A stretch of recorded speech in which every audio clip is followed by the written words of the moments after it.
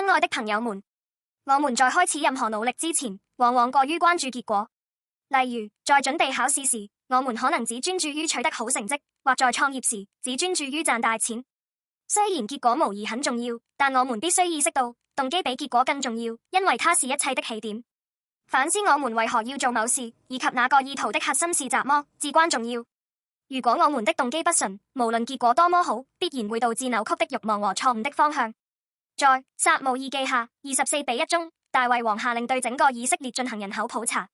表面上看，人口普查似乎是管理國家的一項正當行為。然而，大衛的普查不僅僅是統計人數，它源於他內心的驕傲和展示自己力量的慾望，而不是依靠上帝。他的動機是驕傲和自我高舉。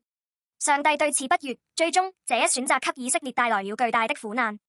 我們生活在一個對數字痴迷的世界，社交媒體的關注者、銀行賬戶餘額、成績、職位頭銜，我們試圖通過這些東西證明自己的價值。但如果追求這些東西的動機是我想證明我更優秀，或我想超越別人，我們最終會感到疲憊和空虛。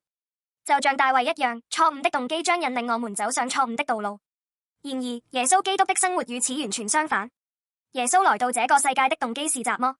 儘管耶穌是上帝的兒子，他來到這個世界是為了成就上帝的旨意，聘愛我們。耶穌謙卑自己，完全信服，甚至到十字架上的死亡。耶穌完美的信服為我們扭曲的慾望和驕傲贖罪。我們不再是自己力量和慾望的囚徒。在基督裡，我們從罪的負擔中被釋放出來，通過他的信服，我們在上帝面前被稱義。現在，我們不再依靠自己的力量生活，而是有能力在基督裡信服上帝旨意的生活。我們的生活不再是為了抬高自己，而是可以成為彰顯基督榮耀的渠道。朋友們，為什麼不開始一種專注於動機而非結果的生活呢？當我們將內心的中心獻給上帝，並以取悅他的動機開始一切時，我們的生活將真正變得豐盛。